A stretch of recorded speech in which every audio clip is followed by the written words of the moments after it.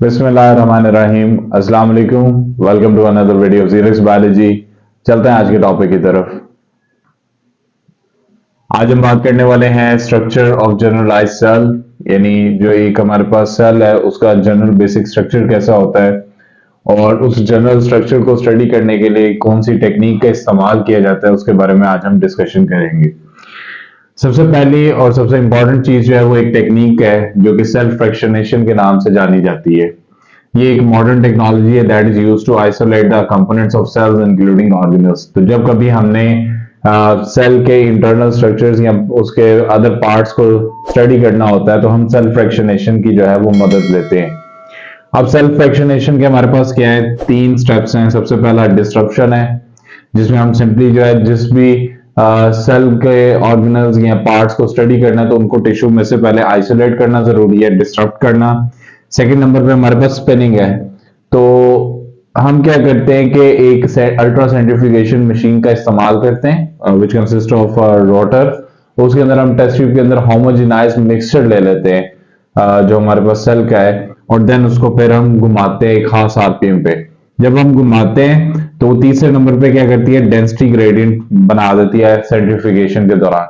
तो उसमें डेंसिटी के लिहाज से जो है वो डिफरेंट लेयर्स बन जाती हैं सेल के पार्ट्स की, और उन लेयर्स को हम क्या फिर बारी बारी अलग अलग स्टडी कर सकते हैं, और उससे हम डिफरेंट ऑर्गेनल्स को भी स्टडी कर पाते हैं और डिफरेंट अदर कंपोनेंट्स को भी क्या है हम स्टडी कर पाएंगे।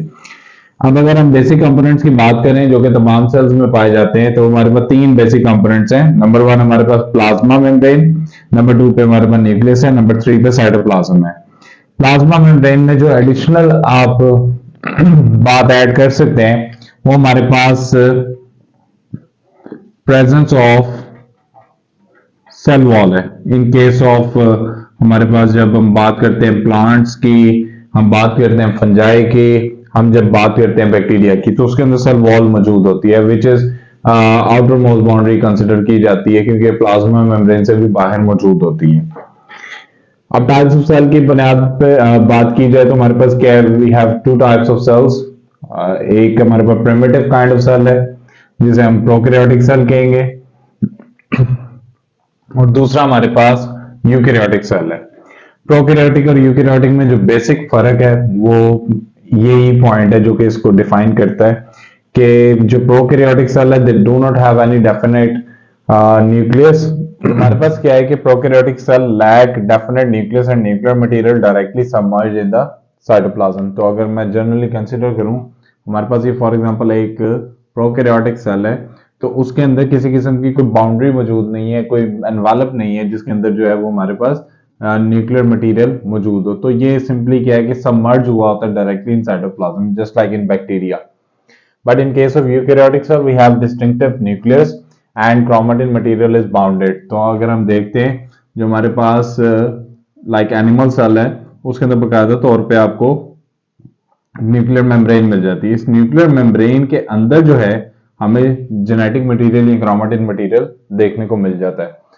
तो ये हमारे पास एक मेजर फर्क है, और उसमें एग्जांपल हम एनिमल या प्लांट्स की लेंगे। और बाकी अगर आप इसका डिटेल डिफरेंस देखना चाहते हैं प्रोकैरियोटिक और यूकैरियोटिक सेल का, तो ये एक अलग वीडियो मैंने इस पे बनाई हुई है प्रोकैरियोट्स और यूकैरियोट के डिफरेंस पे, तो वो आप सर्च करके सिंपली उसको क्या है देख सकते हैं। तो हमारे पास क्या है कि वो कहते हैं the cells are complex and very in size, क्योंकि सिंपलेस्ट है तो हम ज्यादा बात यूकैरियोटिक की करेंगे।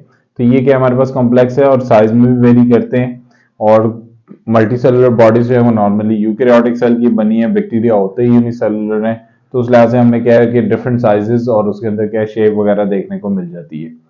अगर लार्जर सेल कंसिडर किया जाए वो कौन सा है यूकैरियोटिक सेल्स में, तो वो हमारे पास ऑस्ट्रिच का एग सेल कंसिडर किया जाता है। और ज्यादातर जितने भी सेल्स है हमारे पास यूकैरियोटिक दे ऑल और माइक्रोस्कोपिक, यानी उन्हें हम नेकेड आई से नहीं देख सकते। अब कुछ एक बेसिक फर्क यहाँ पे मेंशन किया है प्लांट सेल और एनिमल सेल में, उसको देख लेते हैं।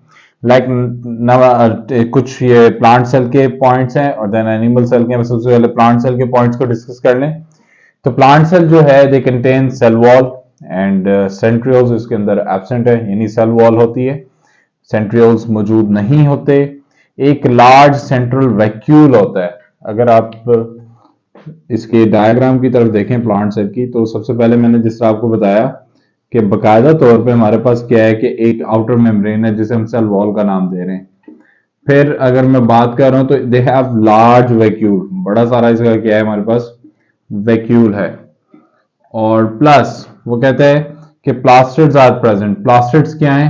प्लास्टिड्स बेसिकली क्लोरोप्लास्ट, लीकोप्लास्ट और क्रोमोप्लास्ट इसमें शामिल है। ये अगर क्लोरोप्लास्ट की बात की जाए तो वो फोटोसिंथेसिस में हेल्प करेगा।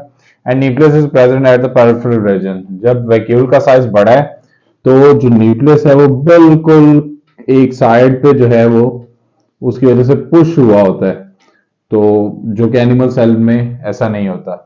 और एनिमल सेल की तरफ देखा जाए तो they do not have any cell wall. Centrioles जो है वो मौजूद होते हैं और ड्यूरिंग जब हम कहते हैं कि सेल डिवीजन के दौरान ये स्पिंडल फाइबर फॉर्मेशन में भी हेल्प करते हैं, सेंट्रोसोम फॉर्मेशन में हेल्प करते हैं। नो लार्ज सेंट्रल वैक्यूल, इसका मतलब ये नहीं कि इसके अंदर वैक्यूल नहीं होता, नंबर ऑफ वैक्यूल्स होते हैं, बट जो बड़े साइज का वैक्यूल है वो यहाँ पे मौजूद नहीं है। प्लास्टिड्स की अगर बात की जाए तो एनिमल्स क्योंकि हेटरोट्रॉफिक जानदार हैं तो उनके अंदर प्लास्टिड्स मौजूद नहीं होंगे। और न्यूक्लियस जो है वो सिंपली क्या है, बिल्कुल सेंटर ऑफ द सेल है, क्योंकि उसको पुश करने वाली कोई भी चीज मौजूद नहीं है। तो ये आज की हमारी डिस्कशन थी related structure of generalized cell. तो होती है मुलाकात इंशाल्लाह आपसे नेक्स्ट वीडियो में, तब तक के लिए अल्लाह हाफिज।